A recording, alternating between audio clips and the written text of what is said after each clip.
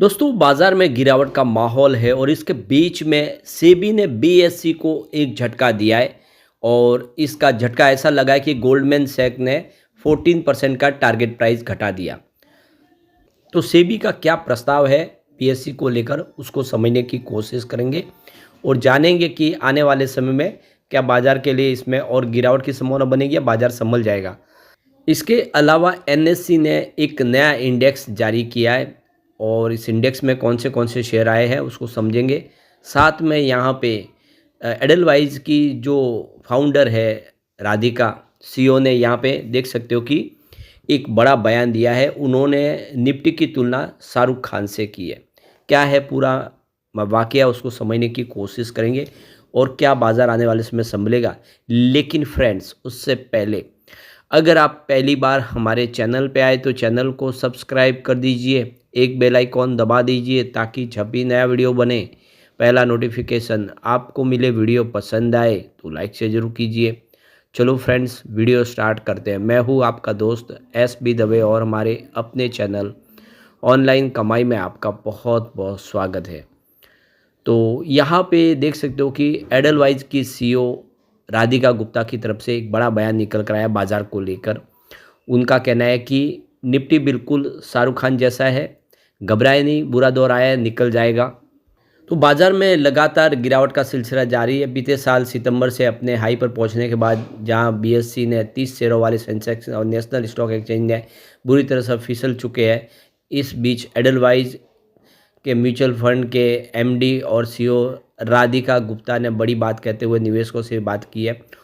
उन्होंने कहा है कि निफ्टी 50 बिल्कुल बॉलीवुड स्टार शाहरुख खान की तरह है। और उन्होंने ये तुलना क्यों की, तो पहले बाज़ार की बात कर ले तो देख सकते हो कि गिरावट थम नहीं रही है और यहाँ पे 15% ऊपर के लेवल से टूट चुका है बाज़ार।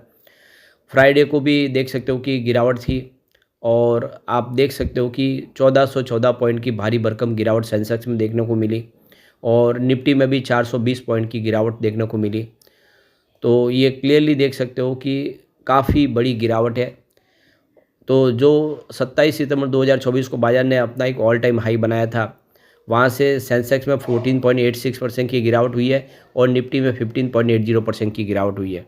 तो निफ्टी की गिरावट को लेकर एडलवाइज एमएफ की एमडी और सीईओ राधिका गुप्ता ने इंडेक्स की तुलना शाहरुख खान के साथ में की है। शेयर बाजार पर उन्होंने भरोसा कायम रखा है। उन्होंने कहा है कि निफ्टी बिल्कुल शाहरुख खान की तरह है, इसमें बुरे दौर भी आए लेकिन ज़्यादातर समय अच्छा प्रदर्शन ही किया। यानी जैसे शाहरुख खान के लिए भी कुछ वक्त ख़राब था, बिल्कुल वैसा ही निफ्टी के लिए है, लेकिन आने वाला समय बेहतर होगा। तो ग्रो के द्वारा इंडिया करेगा ग्रो के जो प्रोग्राम था उसके द्वारा जो उस प्रोग्राम में उन्होंने महिला निवेशकों को सभा थी उनको संबोधित करते हुए राधिका गुप्ता ने कहा कि हाल में ही बाजार में गिरावट को शाहरुख खान से जोड़ते हुए उन्होंने आने वाले समय सुधार के रूप में देखने पर जोर दिया है। और देख सकते हो कि शाहरुख खान ने कई बार इंटरव्यू में खुद इस बात का जिक्र किया है कि उनकी फिल्में लगातार 4-5 फ्लॉप हो रही थी, तो उन्होंने मुश्किलों का सामना किया लेकिन वे अपने बुरे दौर से निकलने में सफल रहे। तो सीईओ राधिका गुप्ता ने बाजार में गिरावट के लिए जो अभी समय माहौल बना हुआ है उसको लेकर कहा है कि घबराने की ज़रूरत नहीं, कोई गलत निर्णय न ले। उन्होंने कहा कि समय सोच समझकर फैसला लेने का है। मार्केट में आ रहे करेक्शन के साथ आने वाले निवेश के अवसरों के बारे में जागरूक रहे। उन्होंने कहा कि महिलाएं निवेश में अधिक सक्रिय भूमिका निभा सकती है। राधिका गुप्ता ने मैनेज और अच्छा पोर्टफोलियो बनाने का आग्रह करते हुए कहा है कि अगर पैसा आपकी रातों की नींद हराम कर रहा है तो आपका एसेट एलोकेशन सही नहीं है। तो यहाँ पे उन्होंने एसआईपी करने की सलाह दी है। राधिका गुप्ता ने कहा है कि मार्केट के गिरावट के दौरान आपको सिस्टमेटिक इन्वेस्टमेंट प्लान को जारी रखने की सलाह है। उन्होंने कहा कि किस्तों में रोकने से मिलने वाला लॉन्ग टर्म रिटर्न जो बुरा असर डाल सकता है। और उन्होंने कहा कि महिलाएं अपने घरों की चीफ फाइनेंशियल ऑफिसर है, हमेशा से वे बचत करती रहती है। तो उन्होंने ये कहा है कि आपको इस समय एसआईपी करना चाहिए। साथ में उन्होंने gold, ETF, bond, digital gold जैसे अलग अलग इंस्ट्रूमेंट में भी निवेश की सलाह दी है। एक और जो बड़ी अपडेट निकल के आई है, सेबी ने प्रस्ताव दिया है बीएसई के शेयरों को लेकर, जिसकी वजह से गोल्डमैन सैक्स ने 14% की प्राइस टारगेट घटाया है, जिससे झटका लगा है। तो मार्केट से जुड़े रिस्क को लेकर बाजार नियामक और सिक्योरिटी एंड एक्सचेंज बोर्ड यानी सेबी ने बदलाव का जो प्रस्ताव पेश किया है, उसने बॉम्बे स्टॉक एक्सचेंज के शेयरों को करारा झटका दिया है। इसकी वजह यह भी है कि जो गोल्डमैन सैक्स है ब्रोकरेज फर्म, उन्होंने इस प्रस्ताव के चलते बीएसई के टारगेट प्राइस में 14% की कटौती कर दी है। तो सेबी ने 24 फरवरी को एक कंसल्टेशन पेपर मार्केट में रिस्क को मापने के लिए एक नए तरीके का प्रस्ताव पेश किया है। सेबी ने इक्विटी डेरिवेटिव में ओपन इंटरेस्ट यानी ओआई के कैलकुलेशन तरीके में बदलाव का प्लान बनाया है। अभी ओपन इंटरेस्ट कैलकुलेशन के लिए नेशनल वैल्यू का इस्तेमाल होता है। सेबी की योजना इसकी जगह फ्यूचर्स इक्विवेलेंट या delta base open interest calculation का इस्तेमाल करने की है। ओआई किसी एसेट के मार्केट में डेरिवेटिव कॉन्ट्रैक्ट की कुल संख्या है। सेबी का मानना है कि इससे मैनिपुलेशन में गिरावट आएगी। इसके अलावा इंडेक्स डेरिवेटिव सेगमेंट के लिए भी सेबी ने रिस्क मैनेजमेंट में बदलाव का प्रस्ताव पेश किया है।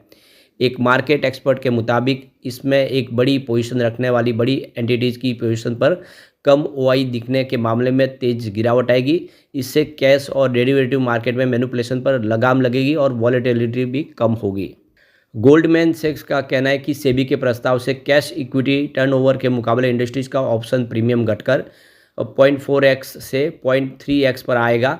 इसके चलते इंडेक्स ऑप्शन कॉन्ट्रैक्ट पर ट्रेड होने वाले औसतन डेली प्रीमियम की मार्केट में हिस्सेदारी 30% पर पार जाए ऐसा मुश्किल हो जाएगा। फरवरी का ये आंकड़ा 22% था। ऐसे में ब्रोकरेज फर्म का मानना है कि प्रोप्राइटरी ट्रेडर्स की एक्टिविटी कम हो सकती है और इसका झटका बीएसई के शेयरों पर दिख सकता है, क्योंकि बीएसई के औसतन डेली टर्नओवर का करीब 70% इन्हीं से आता है।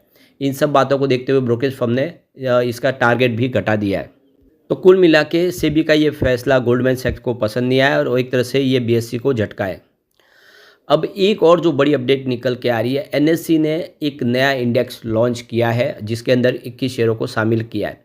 नेशनल स्टॉक एक्सचेंज एनएससी की सहायक कंपनी एनएससी इंडेक्स ने 28 फरवरी को Nifty India internet and e commerce index पेश किया है। यह देख सकते हो कि थीमेटिक बेंचमार्क उन कंपनियों को ट्रैक करता है जो मुख्य रूप से ऑनलाइन प्लेटफॉर्म के माध्यम से काम करती है। इस इंडेक्स में निफ्टी टोटल मार्केट से लिए गए 21 शेयर शामिल है और यह free float market capitalization based weighting का पालन करता है। इसमें इंडिविजुअल स्टॉक की सीमा 20% है। बेस डेट 1 अक्टूबर 2021 है, जिसे करीब 1000 पॉइंट पर सेट किया गया है। 21 शेयरों में जोमेटो का वेटेज सबसे अधिक है, 20.3% है। इसके बाद इन्फो एज का 18.83% का वेटेज है और फिर पीबी फिनटेक का 16.72% का यहाँ पे वेटेज है। पेटीएम 197 कम्युनिकेशन, नायका और आईआरसीटीसी का वेटेज 7 से लेके 8% है। Angel one, Motilal Oswal, Swiggy, India mart का वेटेज 5% से कम है।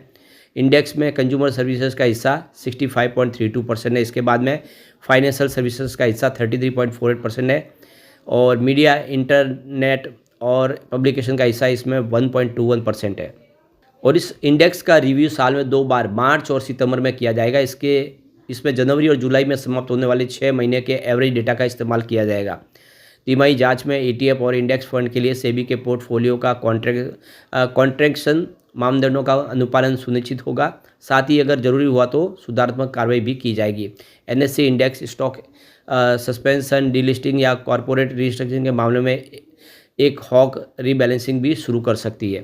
तो नया इंडेक्स लॉन्च हो चुका है। तो आने वाले समय बिजनेस में कोई संभावना दिखेगी पॉजिटिव, लेकिन इस समय बाजार की संभावना काफ़ी कमज़ोर दिख रही है। लेकिन फ्रेंड्स, कोई भी इन्वेस्टमेंट करने से पहले अपने फाइनेंशियल एडवाइज़र से एडवाइस ले ले या अपना खुद का रिसर्च करें, क्योंकि मैंने वीडियो आपके एजुकेशनल पर्पज़ के लिए ही बनाया। वीडियो पसंद आए तो लाइक से जरूर कीजिए और चैनल को सब्सक्राइब कर दीजिए।